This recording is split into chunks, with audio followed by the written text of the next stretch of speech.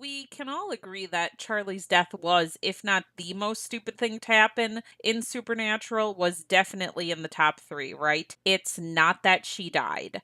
The killing of reoccurring characters has always been a staple of the show since the very beginning. It was that Charlie ran away from a safe place in order to run out into danger and get herself killed by a villain whose name I don't even remember because Sam and Dean didn't tie him up properly. It was a death completely undeserving of her, especially because Charlie was supposed to be a literal genius and Sam and Dean aren't supposed to be morons either, but that's how the writing made them all act like idiots. I wonder if Buck Lemming put her in this episode as a sign of penance, but if they did, I'm not particularly appeased. This Charlie is not our Charlie, who had the strong and sweet bond with our boys. She's a stranger to us. It's nice to see Felicia Day, I suppose, but it doesn't erase the fact that she was brutally stabbed and dumped in a bathtub because of very shitty writing. Another thing that was annoying about Charlie in this episode was her dialogue. Not the slickest hookup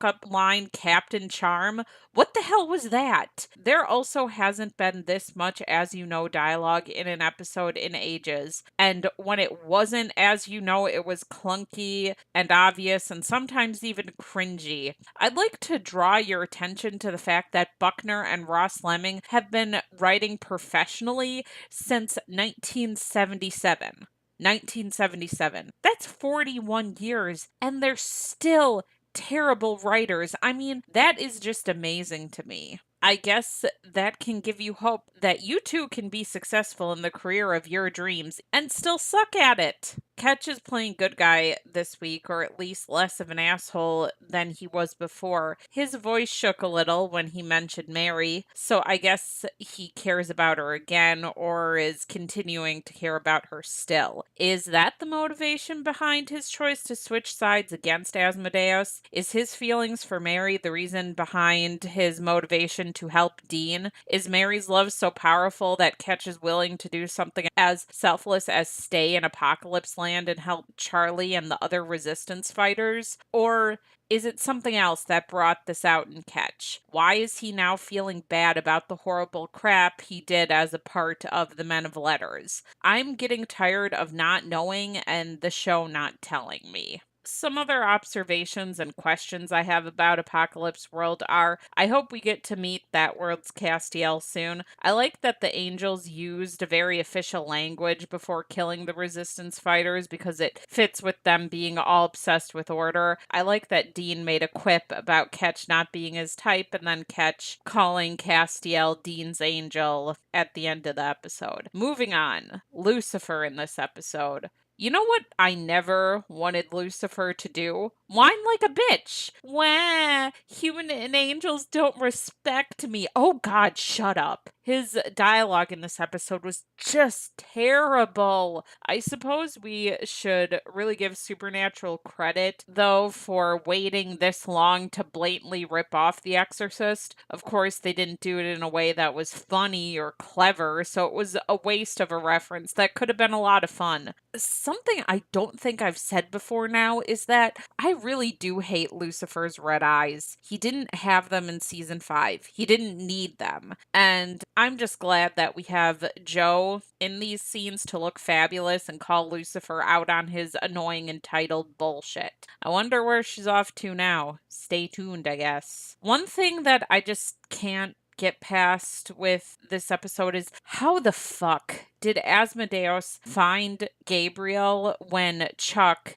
God, wasn't able to? That is just one big ass plot hole if I ever seen one. That just one of the biggest in a long time. A question that's sort of held off from last episode is why didn't Asmodeus ward his fortress to keep Gabriel there? He could have. If he would have put up the right warding, Ketch wouldn't have been able to just walk out with him. Anyway, back to this episode's bad writing. Where the hell was Gabriel during season 11? If he's been alive in the minds of the writers this whole time, I understand him not interfering in other situations, but if the darkness succeeded, she would have ended all existence. No more party for Gabriel. I know, I know. I said last week I was done asking these kinds of questions because it only interferes with my enjoyment of the show, and the writers don't have answers for me anyway, but my mind just kind of naturally forms them before I can tell myself not to.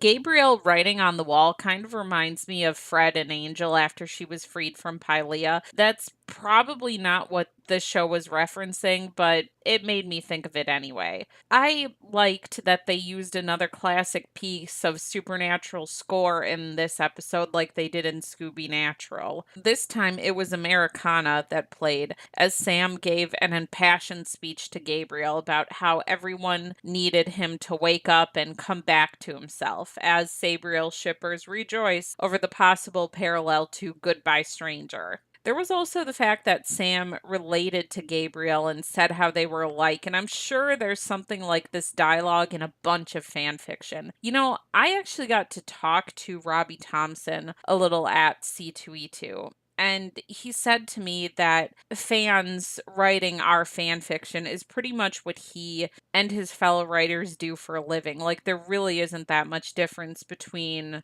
those two things. And I think it's sort of cool that shippers beat the show to the punch on this one. Even though I don't think that much of Sabriel at all, I still think that's pretty cool. Gabriel leaving makes sense for his character, but of course we're going to see him again. I want to ask how he still has wings, but I suppose Archangel is a good enough explanation, but I'm still not entirely sure about that. Asmodeus is dead. Yay! Please never come back. Asmodeus was the most boring villain this show has ever had. And close the show on Castiel playing supportive friend, kind of boyfriend guy, and that's sweet. This episode had some weak ass and even bad writing, but I didn't hate it completely. What do you think? Sayonara and auf Wiedersehen.